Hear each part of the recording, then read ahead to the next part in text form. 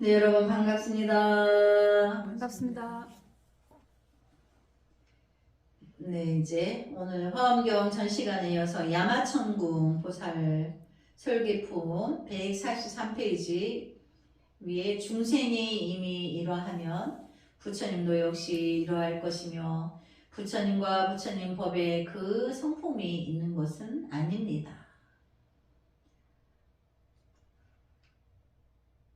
그래서 원래 이제 오온을 분별하면 없는 거라고 했죠. 그 중생이 이러면 부처님도 역시 그러하다. 부처님의 진리도 중생 세계에서처럼 안이비설신의 작용이 없는 거라는 걸 말하는 거죠.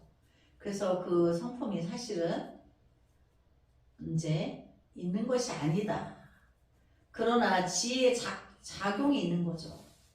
내가 나의 불성을 만나기 전에는 남의 아픔이나 고통이나 이런 게 내가 그렇게 와닿지 않아요. 그래서 무슨 영화나 이런 거 보면 그냥 영화일 뿐이야, 드라마일 뿐이야 이러지. 와닿지 않아요. 남의 고통은 남의 거지 내 게 아니기 때문에 그렇게 고통이 와닿지 않아요. 그런데 이제 내가 내 안의 불성을 만나게 되면 모든 이들의 고통이 내 아픔으로 와요. 그게 다른 거예요. 근데 그 아픔이 그 고통이 해결하고자 하는 해결선에 들어가게 돼요. 왜? 진리로 가득해서 지혜가 가득하니까. 그러니까 이제 흥부가 형인 놀부에게 핍박을 받고 있어서 자식은 많은데 배가 고파서 굶고 있었고 그 아픔을 보고 그거를 아파하는 거예요. 근데 우리 이제 선악의 원리에서 흥부 놀부전을 보면 모든 사람들이 흥부는 착해, 놀부는 심술쟁이, 욕심쟁이야 이렇게 하죠. 근데 이제 그거는 자기 불성을 만나기 전의 이야기고 자기 안의 불성을 만났을 땐 어떤 아픔이 있느냐. 놀부가 계속 고약한 짓을 하잖아요. 놀부를 두고 먼저 아픔이 와요. 아, 저렇게 계속하면 저 놀부가 나중에 지옥 가는데 무서운 고통이 기다리고 있는데 이렇게 놀부에 대한 그 아픔에 연민에 그 미혹한 짓을 하는 그걸 연민하고 그 이제 가슴앓이를 하는 거예요. 흥부의 고통은 뭐죠? 착해. 놀부만큼 안 아파요. 근데 이제 착한데 자식들이 굶고 있으니까 슬픈 마음이 있죠, 흥부가.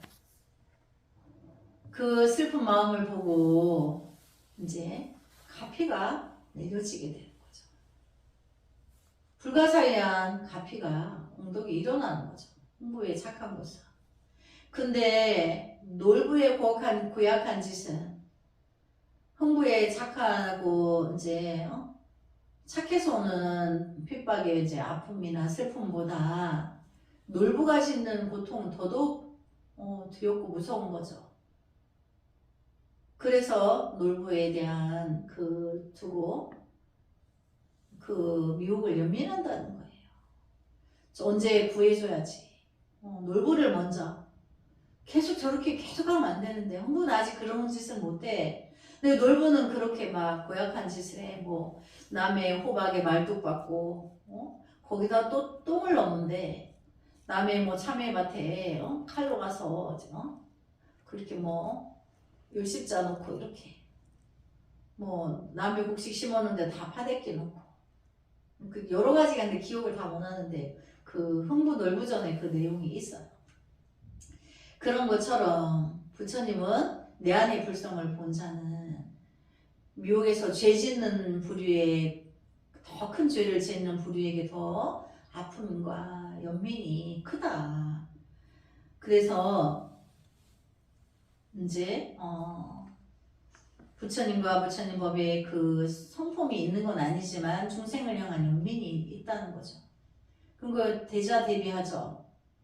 그러니까 그 아픔이 있으니까 지혜가 발현이 돼서 놀부에게는 이렇게 흥부에게는 이렇게 이제 가피를 주어서 죄가 더 일어나지 않도록 이제 신통조화를 주어서 놀부를 깨닫게 한다든지 흥부는 더더욱 열심히 노력해서 이제 가족이 많으니까. 예전에는 우리 그 옛날 전설 그 설화나 이런 거 보면 옛날에는 피임이 없었죠. 생기는 대로 나아요. 그럼 이제 흥부는 이제 정력이 너무 많다든지 그래서 계속 자녀가 생겨나는 게. 그래서 여자들은 매번 상고가 있죠.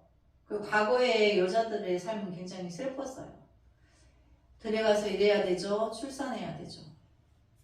그 배가 비어있는 날이 없었다고 옛날 할머니들 말 들어보면 아기 나면 또 들어서고 여러 번 자주 하다 유산도 많이 되고 그러다 보면 상고에 따른 병으로 일찍 죽는 거예요. 그 옛날 우때에 할아버지 할머니 두세 분이 꼭 계셔. 당신이 여성 편력이 있어서 그런 게 아니야. 일찍 죽으니까 여자를 또 보고 또 얻고 이렇게 하다 보니까 할머니가 두세 명이 되는 거예요. 그래서 여기 보면 이런 모든 법이 진실하여 뒤바뀌지 않는 줄을 알면 일체질을 얻으신 부처님은 항상 눈앞에 나타납니다. 그러니까 이제 우리가 이제 쌍처 쌍조에서 통팔씩 끊어져서 내 안의 불성을 안 만날래 안 만날 수가 없다 그랬죠. 그 진실을 알면 늘 부처님이 내 마음 안에 늘 계시기 때문에 내 눈앞에 현존한다. 그러니까 가피가 늘 일어난다는 걸 말하는 거죠. 강림 모살이 부처님의 신통을 받아 시방을 두루 관찰하고 개송으로 말하였다. 마치 그림 잘 그리는 화가가 여러 가지 채색을 써서 환상처럼 그림을 그리지만 그 성품은 차별이 없는 것과 같습니다. 본성 가운데 빛깔이 없고 빛깔 가운데 본 성품이 없지만 그러나 본 성품을 떠나서는 빛깔을 찾을 수도 없습니다. 마음속에 그림이 없고 그림 속에 마음이 없건만 그러나 마음을 떠나서는 그림을 찾을 수도 없습니다. 그렇죠. 우리가 그려진 그림 속에는 그 마음이 없죠. 또 마음 속에도 그림은 없어요. 그러나 자기가 이제 우리가 통팔식을 말하는 거예요. 내 통팔식 때문에 그림이 있고 또 통팔식을 떠나서는 그 그림을 찾을 수도 없다. 또 통팔식의 작용에 의해서 좋다 나쁘다 이거를 이제 천차만별로 분별하지만 결국은 그 통팔식의 작용이 분별하고 전도망상을 일으킨다는 거죠. 그렇지만 그 그림 속에는 사실은 마음이 없는 거죠. 통팔식도 없는 거죠. 그냥 그림일 뿐인 거죠. 마음은 항상 머물지 않고 한량없고 헤아릴 수도 없으며 온갖 것을 그리지만 마음과 사물은 서로 알지 못합니다. 그럼 통팔식의 작용은 늘 분별해. 머물지도 않아. 너무 많아서 헤아릴 수가 없어 그 작용이. 그래서 온갖 것을 그리지만 그 사물과 그 전도망상을 일으키는 통팔식의 작용은 서로 알지 못한다는 얘기인 거죠. 관계가 없어. 근데 보는 이마다 천차만별으로 분별을 하죠. 그림 그리는 화가가 자기 마음은 알지 못하지만 마음으로 그림을 그리는 것과 같이 모든 법의 성품도 그러합니다.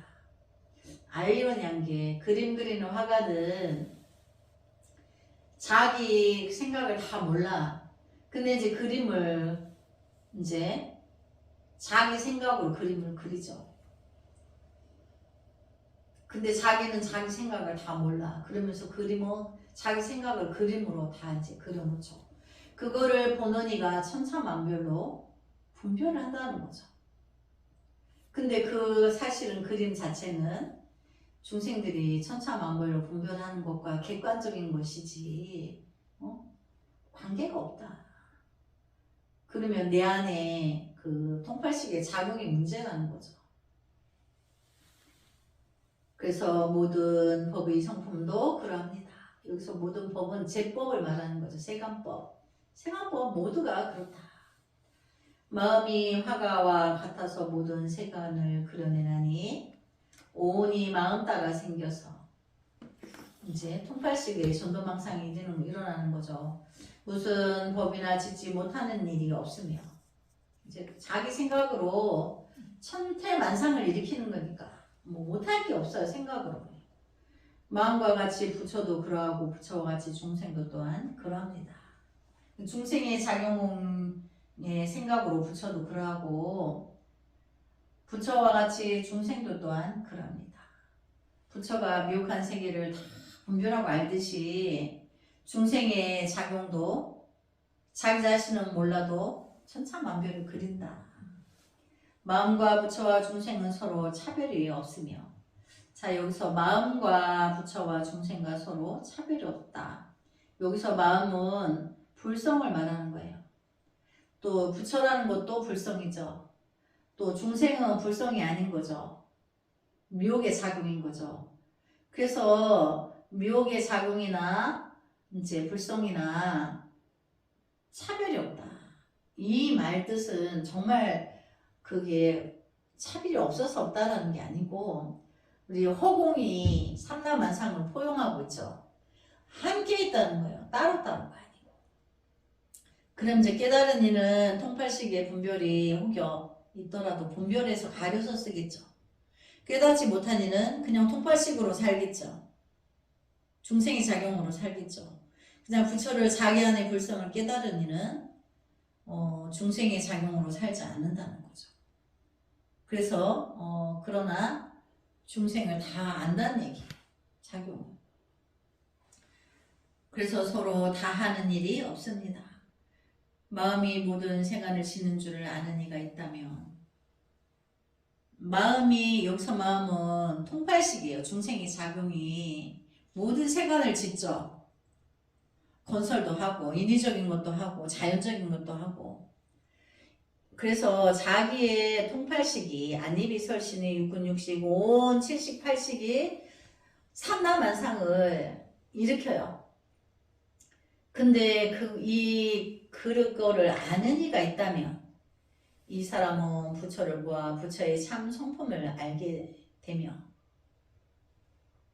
그러니까 이제 나의 그 미혹한 통팔식이 삼라만상을 짓는다는 거를 알아차리는 거는 불성이기 때문에 부처를 안다라고 하는 거예요. 그래서 참 성품을 안다. 부처의 눈으로 삼라만상을 보는 거죠. 육근육식이 온 칠식 팔식 통팔식이 삼라만상을 일으키는 거를 이제 내 안의 불성이 다 안다는 거죠. 마음에 몸에 있지 않고 내 안의 통팔식이 몸에 있지 않은 거죠. 식에 있는 거예요. 의식은 육식에 있느냐 육식 아닌 곳에 있느냐 그거는 육신에 있지도 않고 육신에 안 있지도 않고 이런 거예요. 그래서 마음이 몸에 있지 않고 몸도 마음에 있지 않지만 모든 불사를 능히 지어 자제함이 미중요합니다. 마음이 불성이라고 보면 불성은 몸에 있지 않고 또 그 몸은 불성이 있지 않다. 그런데 모든 불사를 능히 지어 여기서 불사는 부처님의 일을 말해요. 일체 중생의 묘옥의 눈을 뜨게 해주려고 하는 그게 불사라고 그랬죠. 그래서 자제함이 미중요하다. 불가사의하다. 자제하다. 나의 불성이 그렇게 자유자재하다는 거죠. 만일 어떤 사람이 과거, 현재, 미래의 일체의 부처님을 알려면 마땅히 법계의 성품 이 모든 것이 마음으로 된 줄을 보아야 합니다. 만일 어떤 사람이 과거, 현재, 미래의 일체 부처님을 알려면 마땅히 법계의 성품을 관하라. 그 법계의 성품은 없죠. 근데 있다라고 착각하는 거예요. 그래서 또 삼라만상이 있다나 그것은 잠시 인위적으로 자연적이건 인연 화합으로 있는 거지 사실은 없는 거예요. 삼라만상도. 그렇게 보아야 된다는 거죠. 그래서 이 모든 것이 마음으로 된 줄을 보아야 한다. 그럼 마음으로 됐다는 것은 통팔식으로 제법을 만들어냈죠. 근데 알고 보면 그 제법도 없는 것과 같다.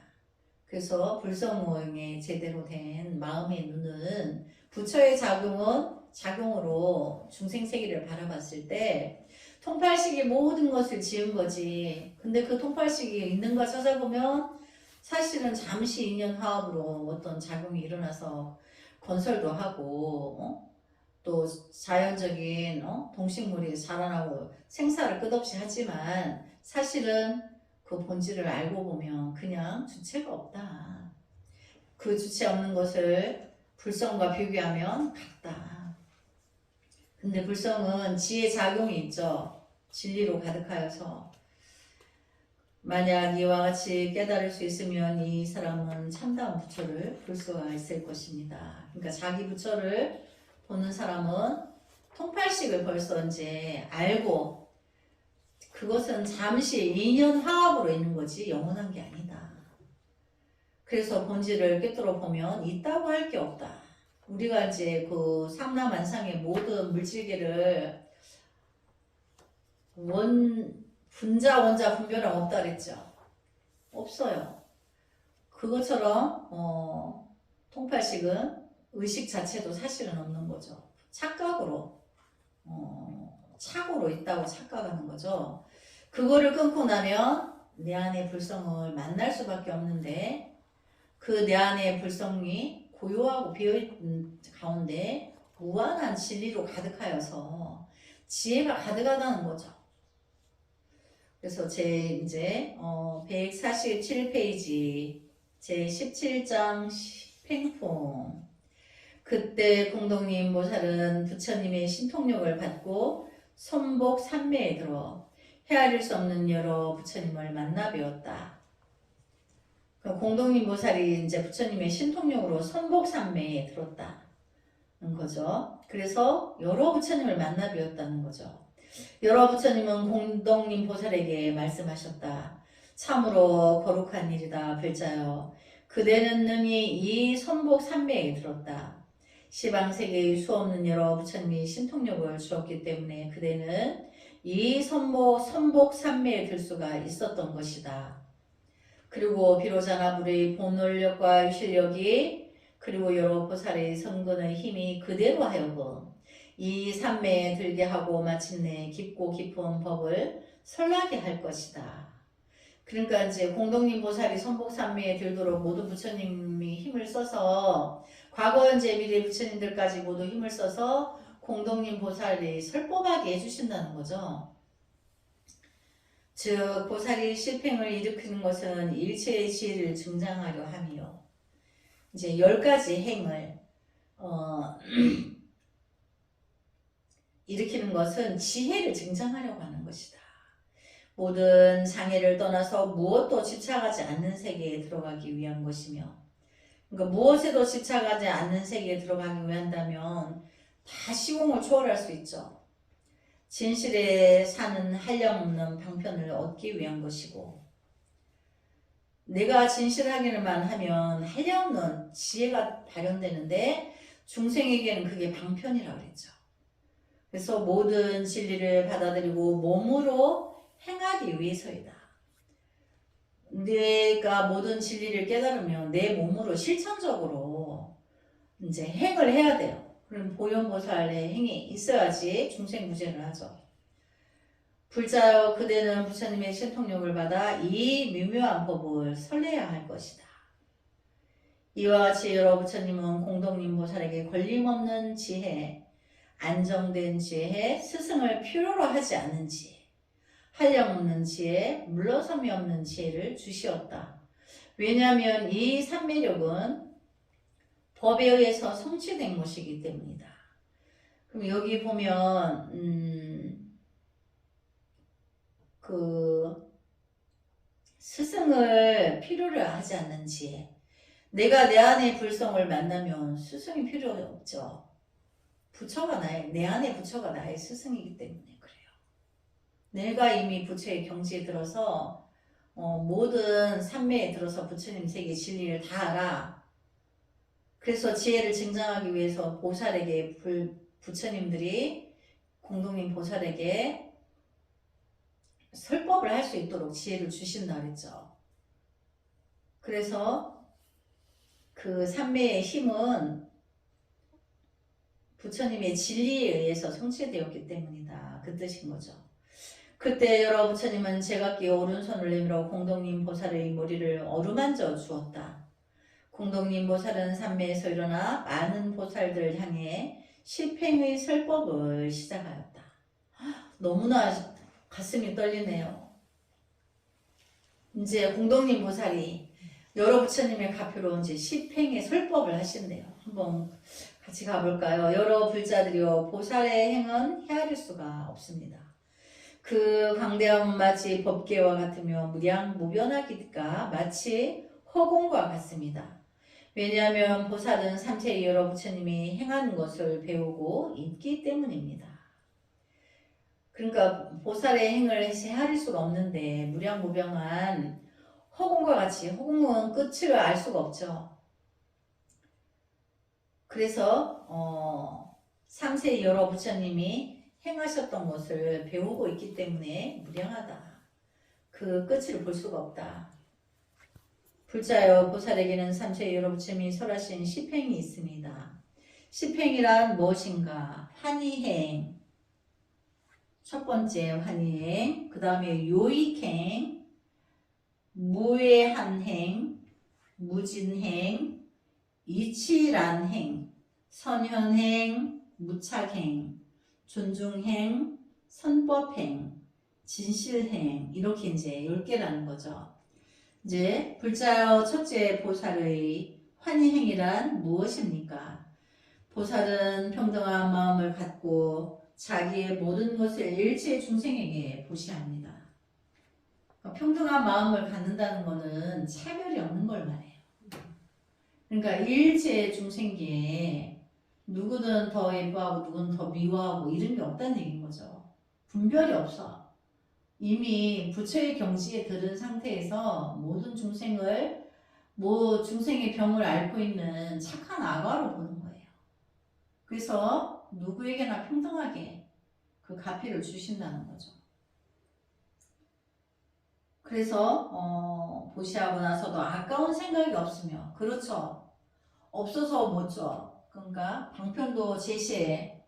모든 방편을 다 제시해.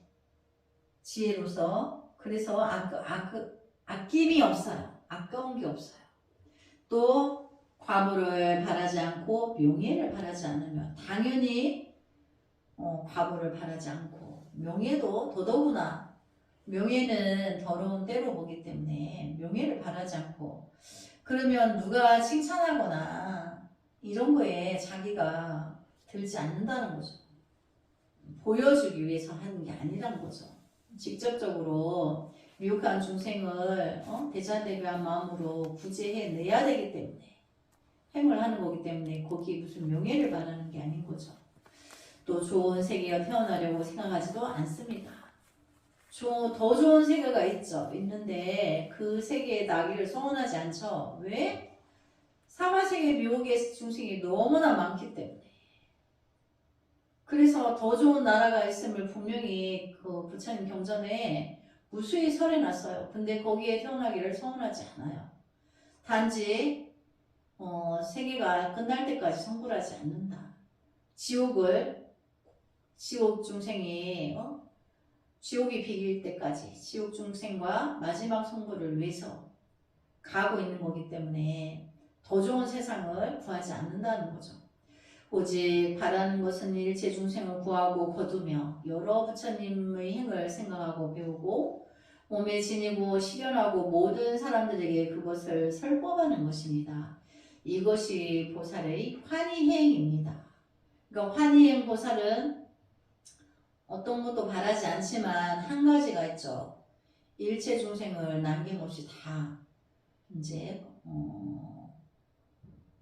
구제하겠다고 원을 세우고 여러 부처님의 진리를 배워 공부에 실천을 그것을 실현을 해. 신통조화를 실현을 해요. 그래서 능력을 갖추죠. 왜? 더 거칠고 험한 미혹한 중생들을 구제하려면 보살이 뛰어난 방편과 지혜로 또 두려움 없음으로 서슴없이 중생을 구해내야 되기 때문에 그런 거예요. 그래서 보살이 환희행을 닦을 때 일체 중생은 환희하고 공경합니다. 가난한 사람이 있으면 그곳으로 가서 제보를 줍니다. 그래서 이제 재물이 부처님과 앞으로 그 사람에게 재물을 주고자 하는 마음이 끝이 없어요. 그 보살은 당연히 자기도 재물이 없죠. 없는데 부처님의 제보가 있어요. 업을 녹이면 그 사람이 그 제보가 들어오게 돼 있어요. 그래서 업을 녹이게 하려고 그렇게 끝없이 이제 그 보살이 자기 손에 있는 재물을 주려고 하는 게 아니에요. 부처님의 가피로 업을 녹여서 그 사람이 성취도를 높게 해서 제보를 취할 수 있게 해준다는 거죠. 왜 기술적인 제보가 있어야 가난한 이는 자식이 있는데 자식을 굶고 있는데 수행 정진 못해요. 자식이 아픔에 병고에 있으면 또 못해요. 또 자식이 추운데 떨고 있는데 집이 없는데 안전한 짐승으로부터 보호에는 안전한 집이 없어서 수행 못해요. 그래서 이제 우리 수행자에게 부처님이 의약과 이제 먹을 것과 쉴 곳을 제공해라. 이 세 가지를 반드시 제공해라. 이제 그게 있는 거죠. 그래서 수없는 중생이 보살에게로 와서 우리는 가난하고 아무런 희망도 없습니다. 아무쪼록 자비로서 목숨을 구해 주십시오 하고 말하면 보살은 그 요구에 응하여 모두 다 만족시키고 기쁘게 해주지 않는 일이 없습니다. 그렇죠. 이제 보살은 가난한 이에게 이제 목숨을 구해달라고 하면 당연히 그렇게 하죠. 근데 스님이 이제 요즘 세상에 보니까 죽도록 가난하지 않은 이제 얼마만큼의 재물을 가지고 죽는 경우가 많아요. 100% 없지 않아요. 그런데 그 돈 때문에 죽는 경우가 있죠. 그 사람을 그러면 다 털어보면 그럼 먹을 게 없고 집이 없고 병원 갈 돈이 없느냐? 아니, 있어요. 기본은 있어요. 아직 길에 나앉지 않았어요. 근데 그런 상황을 미리 예지해가지고 그 땅에 설 수 없으니까 이제 자기가 스스로 목숨을 끊는 경우가 있죠. 근데 어찌 보면 이제 용감하지 않고 비열한 거예요. 미혹한 거죠. 그래서 이제 우리가 사람들이 물질보다도 무엇이 영혼이 부자가 아니고 영혼이 비어 있어서 그래요. 물질보다는 영혼이 메말라 있어요. 감성이 없어요. 진리를 구하는 감성이 없어요. 부처님의 지혜를 배우고 따르고자 하는 그런 감성, 부처님의 진리는 감로와 같아서 업을 녹인다 했는데 그 진리를 따르면 지혜가 구해지는데 하지 않아요. 그냥 하늘에서 그냥 돈보따리가 떨어지기를 원해요. 근데 그런 진리는 부처님 법도 없다는 얘기예요. 인과의 법칙이 정확하게 돌아가기 때문에 과거 전생에 자기가 베푼 것이 없으면 좋은 시절이 와도 자기가 영혼이 너무 피폐해져서 그것을 성취하고 갈 수가 없다는 얘기인 거죠. 그래서 사람들이 사업을 하다가 부도가 나서 이제 산으로 들어가고 절로 들어가서 이렇게 들어보면 죽고 싶다. 그런데 처자권속에 지낼 집도 있어요. 달색방이라도 있고 나라에서 지원금을 받을 수도 있고 아직 아프지 않아. 병고가 있지 않아. 그래서 삶을 영위할 수 있어요. 부처님의 지혜를 배우면. 근데 안 배우고 안 따르고 오지도 않고 자살해버려요. 그거는 영혼이 메말라 있고 과거 전생에 지은 복이 정말 조금도 없어서 그런 거예요. 과거에 지은 복이 있는데 또 누군가는 그걸 다 써먹었어. 우리가 이제 전화기 배터리 충전하죠. 배터리 충전하는데 배터리가 충전있는 배터리도 다 떨어졌어, 에너지가. 그래서 쓸 수가 없어. 이제 그런 거죠. 그래서 그게 인과의 법칙이 정확하게 돌아가고 있다는 거예요. 예전에 이제 신미아라님 그 경전에 보면 두 아란이 있었어요. 두 사람은 아란과에 들어갔어. 근데 이제 다음 생에 두 아란이 한 분은 아란과에 들어갔어요. 한 분은 도반이 아란과에 이루게 하기 위해서 두 도반이 공부하다가 한 사람은 아란과에 오르려고 그렇게 공부만 했고 한 도반은 그렇게 많이 베풀었어요. 근데 이제 이 두 도반이 죽어가지고 다음 생에 공부만 했는 아란은 아란과에 올라갔어요. 근데 자기가 먹을 게 너무 없는 거예요. 근데 그 주변에 왕이 코끼리를 타고 왕이 온대. 그래서 왕이 오면 먹을 게 있을까 싶어서 한 끼를 얻어먹으려고 마을에 나갔는데 아란이 왕이 타고 온 코끼리를 보니까 거대한 흰 코끼리에 아름다운 술을 놓은 양탄자의 등이 덮여 있고 왕이 타고 내리는데 그 신하들이 코끼리가 왕을 태우고 왔다고 이제 왕이 코끼리에서 내리니까 싱싱한 바나나를 갖다 주는 거예요. 바구니째 막.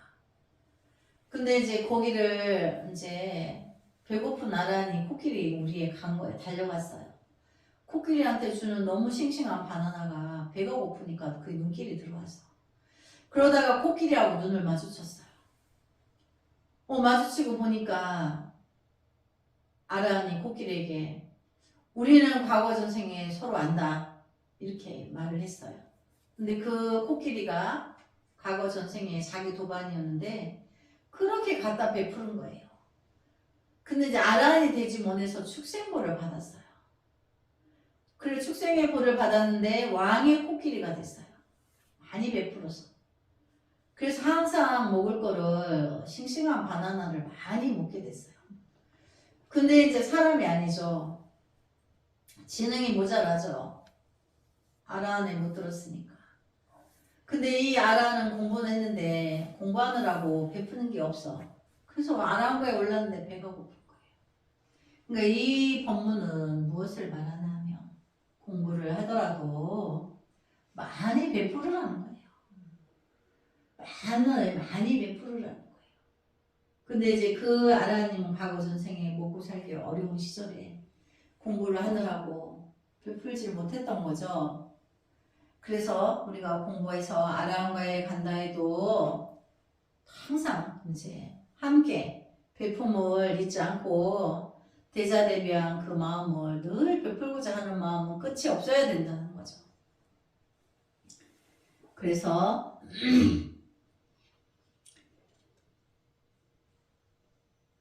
수 없는 중생이 보살에게로 와서 우리는 가난하고 아무런 희망도 없습니다. 아무쪼록 자비로서 목숨을 구해 주십시오 하고 말하면 보살은 그 요구에 응하여 모두 다 만족시키고 기쁘게 해주지 않는 일이 없습니다. 중생이 구하는 바가 있어서 오면 보살은 위없는 대자대비심을 일으켜 더욱 환희하여 이렇게 생각합니다.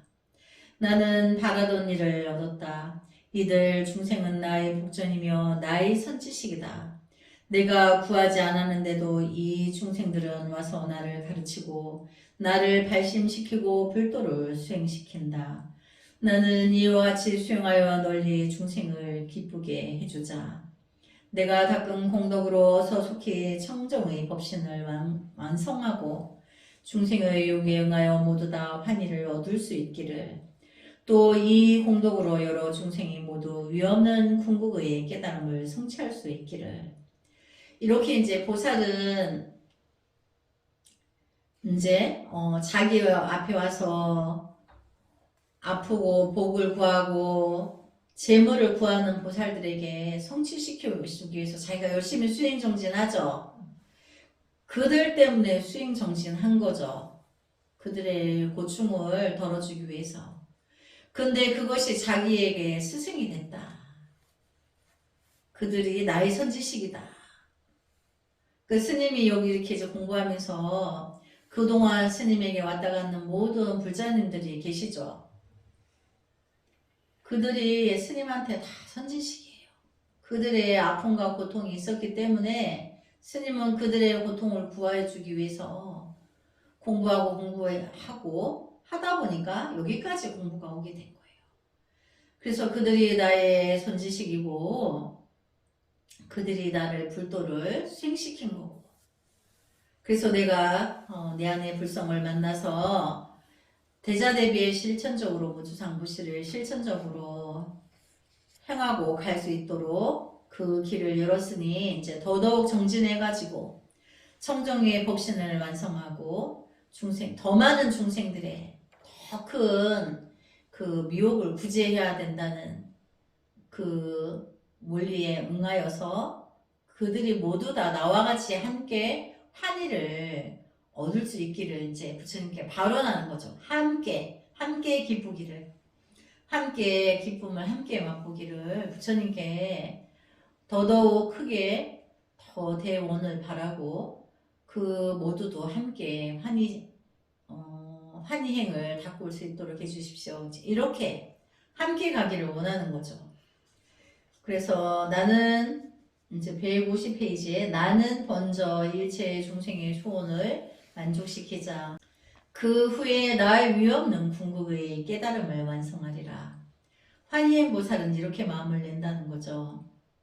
이제 미혹한 이들의 소원을 만족시키고 그 후에 나의 위없는 궁극의 깨달음을 완성하리라. 그러니까 내가 먼저 이제 완성하리라 이게 아니고 코앞에 있는 모든 이들의 미혹을 먼저 구하면서 나의 나머지 공부도 완성하리라. 이렇게 대원을 바란다는 거죠.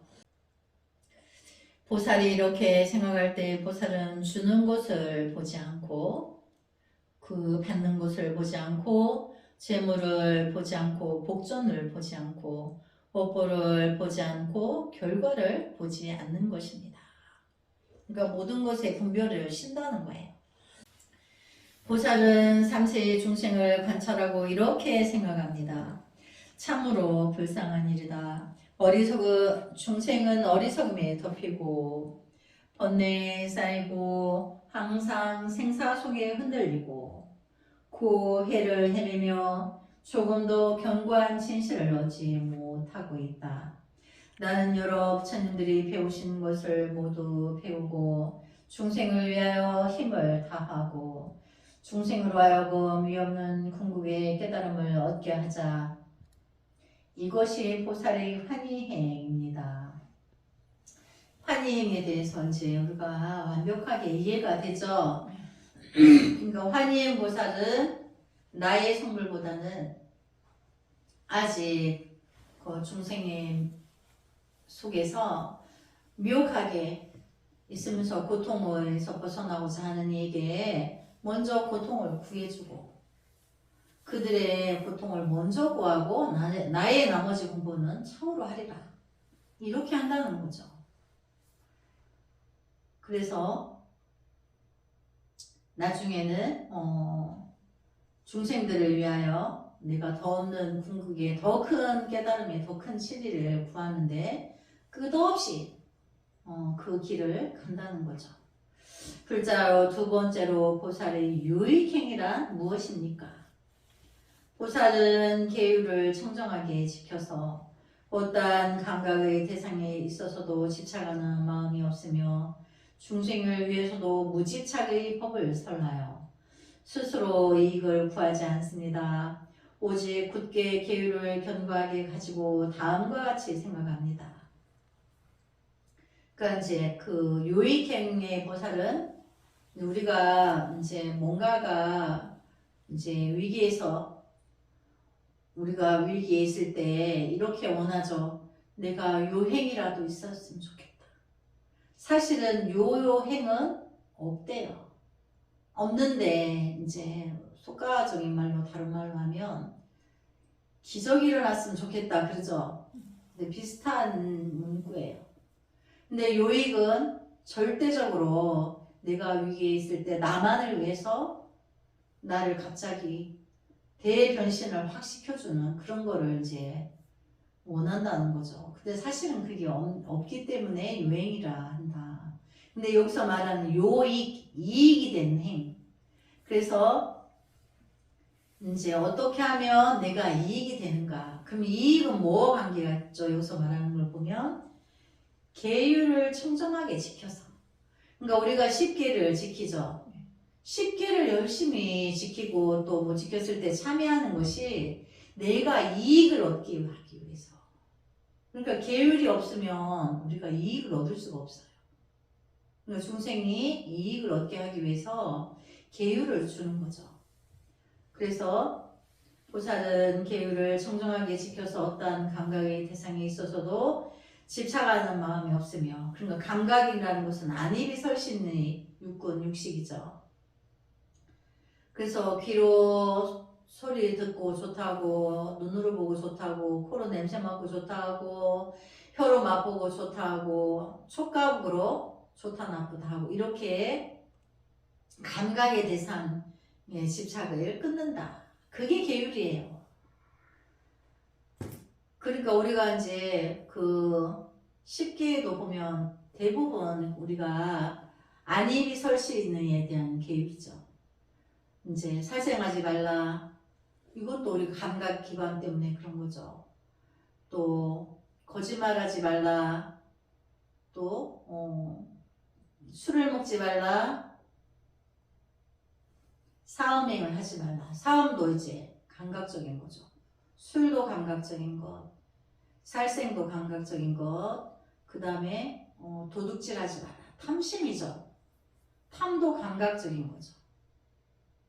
이렇게 이제 또 탐하지 말라, 화내지 말라, 기어 거짓말하지 말라. 이렇게 무집착. 그러니까 내가 집착을 감각의 대상인 거에 대해서 집착을 끊어라 이 말이에요. 요익은 내가 이익이 되려면 감각적인 거에 집착을 끊고 무집착을 하여서 내가 그 계율을 지켜내서 이익이 되게 하라. 그걸 말하는 거죠. 그래서 오직 이제 무집착의 법을 설하여 스스로 이익을 구하지 않습니다. 오직 굳게 계율을 견고하게 가지고 다음과 같이 생각합니다. 나는 모든 번뇌와 두려움, 슬픔, 고통을 떠나 중생의 소원을 어기지 않고 아침에는 위없는 최고의 깨달음을 얻도록 하자. 이제 이런 마음을 낸다는 거죠. 모든 번뇌와 두려움, 슬픔, 고통을 떠나 중생의 소원을 어기지 않고 아침에는 위없는 최고의 깨달음을 얻도록 하자. 그리고 중생들의 소원은 이제 오타게 구하고자 하는 소원이죠. 오감을 만족시키기 위해서. 그러니까 오감각, 5가지 감각의 대상에 이제 감각 개관에 대해서 추가하지 마라. 우리 기본은 또 먹어야 사니까. 그래서 요익행이라는 것은 이제 이 감각기관의 계율과 연계해서 집착을 끊어라. 이제 그거를 이제 소두에 말하는 거죠. 네, 오늘 요익행의 소두 부분까지만 공부하고 다음 시간에 이어서 하겠습니다. 나무 서가모님을 성불하지 않겠습니다. 성불하지 않겠습니다.